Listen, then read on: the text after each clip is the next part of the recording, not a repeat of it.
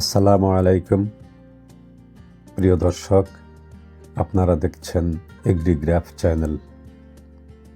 এই চ্যানেলে বাংলাদেশের উন্নয়নমূলক বিষয়গুলো আলোচনা করা হয়, বিশেষ করে কৃষি বিষয়ক বিষয়গুলো। আজকে আমরা আলোচনা করব বাংলাদেশের কৃষি সেক্টরের জিডিপি। এর আগে আমরা জিডিপি সম্পর্কে অনেকগুলো বিষয় আলোচনা করেছিলাম। তা আসুন আজ আমরা কৃষি বিষয়ক জিডিপি আলোচনা করি। প্রিয় দর্শক, এর আগে আমরা জেনেছিলাম জিডিপি কি। জিডিপি হলো কোনো একটি দেশের বার্ষিক আয়। আমরা আলোচনা করেছিলাম যে তিনটি সেক্টর থেকে বাংলাদেশের জিডিপি আসে।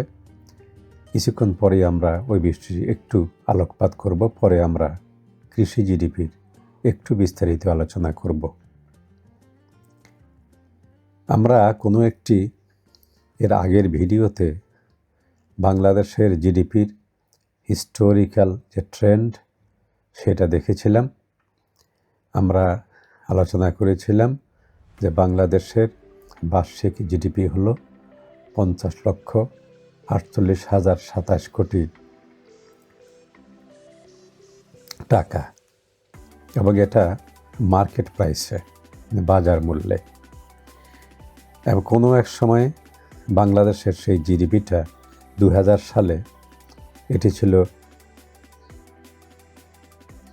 26 লাখ কোটি টাকা 2000 সালে, এবং ক্রমান্বয়ে এটি বৃদ্ধিপ্রাপ্ত হয়ে বর্তমানে 50 লক্ষ কোটি টাকায় এসে দাঁড়িয়েছে।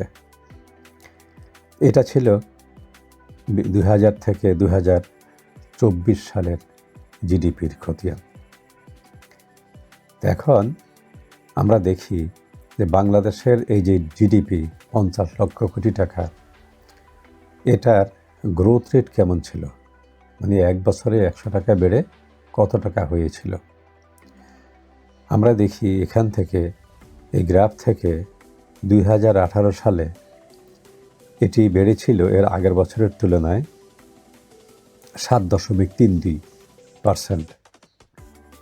কিন্তু এই বৃদ্ধির হারটা ক্রমান্বয়ে, আমরা যদি এই লাল গ্রাফটা ফলো করি তাহলে দেখা যায় যে 2024 সালে জিডিপির গ্রোথ দাঁড়িয়েছে 4.22।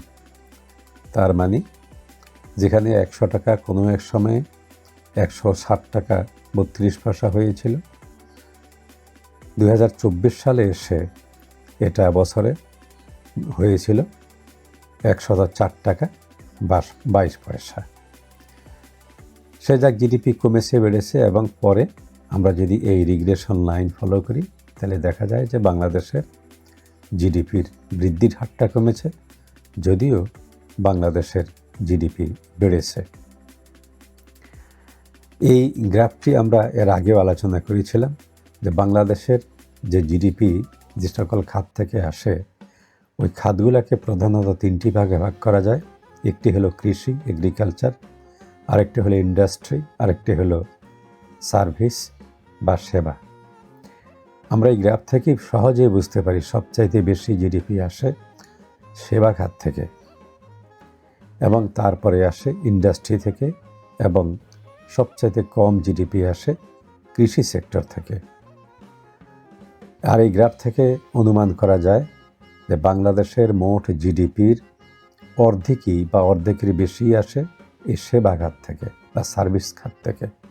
এই মানুষের চাকরি বাকরি, কৃষিকাজ করা বা রিক্সা চালানো, এই সব ব্যবসাপাতি, এগুলো হলো সার্ভিস খাত।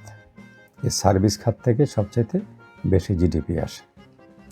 শিল্প থেকে আসে 34% মতো, এর আগের ভিডিওতে আমরা দেখেছিলাম। আর কৃষিখাত থেকে 11 থেকে 12% জিডিপি আসে। এখানে এই যে নীল বক্সে আমরা দেখতে পাচ্ছি ওই যে 50 লাখ কোটি টাকার মধ্যে কোন খাত থেকে কত টাকা জিডিপি আসে। এগুলো আমরা এর আগের ভিডিওগুলোতে আলোচনা করেছি। এবারে আসুন আমরা আলোচনা করি কৃষিখাত থেকে কেমন জিডিপি এসেছে বা আসছে। স্বাধীনতার সময় কৃষিখাতের জিডিপি ছিল 15,000 কোটি টাকা, মাত্র 15,000 কোটি টাকা। বাড়তে বাড়তে এটা 2024 সালে হয়ে এসছে 3,68,630 কোটি টাকা। এটা 2024 সালে। তার মানে বাংলাদেশের জিডিপি, কৃষিখাতের জিডিপি বেড়েছে। এখন এই যে জিডিপি বেড়েছে, মোটামুটি আমরা বলতে পারি সারলিকভাবে বাংলাদেশে জিডিপি বেড়েছে। এখন আমরা যদি স্বাধীনতার সময় থেকে সাথে যদি বর্তমানের জিডিপিটাকে কম্পেয়ার করি, তাইলে দেখা যায় যে স্বাধীনতা বছরের তুলনায় 2024 সালে বাংলাদেশের জিডিপি বেড়েছে 25 গুণেরও বেশি, 25 গুণেরও বেশি। তাহলে আমরা এই গ্রাফ থেকে দেখলাম যে বাংলাদেশের জিডিপি ক্রমান্বয়ে বাড়ছে। আমরা পরের গ্রাফটা দেখি। এটা হলো যে কৃষির জিডিপির গ্রোথ। আমরা এর আগে বাংলাদেশের মোট জিডিপির গ্রোথটা দেখেছি।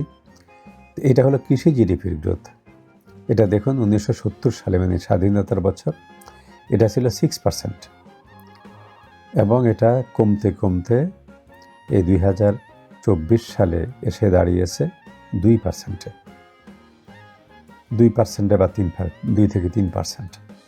এই ফিগারগুলো রাউন্ড ফিগার, আমরা দশমিকটা আনিনি সহজে বোঝার জন্য।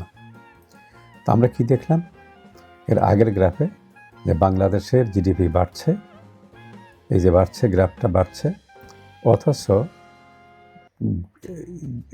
কৃষিখাতের জিডিপির যে গ্রোথ, বার্ষিক বৃদ্ধি, এটা অনেক কমে গেছে। যেমনটি আমরা দেখেছিলাম বাংলাদেশের মোট জিডিপির ক্ষেত্রে, সেখানে দেখেছি আমরা যে বাংলাদেশের জিডিপি বেড়েছে স্বাধীনতার সময়ের তুলনায়, কিন্তু জিডিপির গ্রোথ যেটা, সেটা আস্তে আস্তে কমে গিয়েছে। এবারে আসুন আমরা আলোচনা করি যে বাংলাদেশের কৃষি সেক্টর থেকে যে জিডিপি আসছে, মোট জিডিপিতে এই কৃষি সেক্টরের শেয়ার, অংশগ্রহণ কতটুকু ছিল। আগের মতোই আমরা 1970 সাল থেকে বাংলাদেশের কৃষি সেক্টরের জিডিপির অবদান আলোচনা করব। 1970 সালে বাংলাদেশে মোট জিডিপিতে কৃষির অবদান ছিল 55%, মানে 100 টাকার 55 টাকা কৃষি থেকেই আসতো বাংলাদেশে 70 সালে। কিন্তু পরের বছরগুলোতে আস্তে আস্তে এটা কমতে থাকে, এবং কমতে কমতে 2024 সালে এটা এসে দাঁড়িয়েছে 11% থেকে 12%। এটা আমরা রাউন্ড ফিগারে উল্লেখ করেছি, 11 থেকে 12%। ধরুন এটা 11% বা 12%, যাই বলুন। এই যে 11 ও 12-র মধ্যে ছিল কৃষি জিডিপির অবদান, share of agricultural GDP to total GDP in Bangladesh. এখন আমরা যদি কম্পেয়ার করি যে কত ভাগ কমেছে, দেখা যায় 1970 সাল থেকে 2024 সালে 4.5 ভাগের 1 ভাগে এসে দাঁড়িয়েছে। এর আগে আমরা দেখেছি যে কৃষি জিডিপি কিন্তু বাড়ছে, প্রচুর বাড়ছে, এবং স্বাধীনতার তুলনায় এটা 50 গুণ বেড়েছে কৃষি জিডিপি। কিন্তু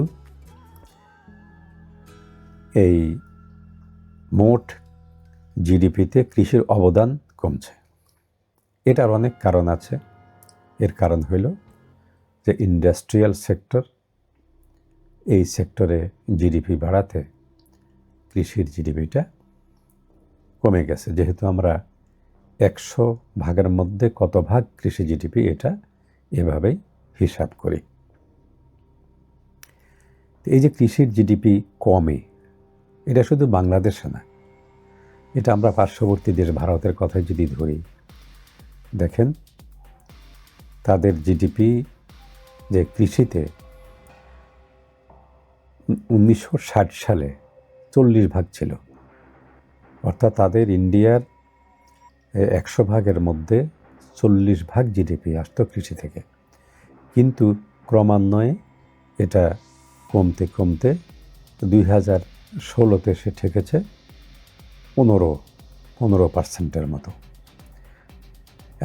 শুধুমাত্র ইন্ডিয়া নয়, এটা পৃথিবীর সব দেশেই দেখা গেছে যে শিল্প খাতের উন্নতির সাথে সাথে কৃষি খাতের জিডিপির শেয়ারটা, অংশটা 100 ভাগের মধ্যে যে অংশটা রয়েছে সেটা ধীরে ধীরে কমে গেছে।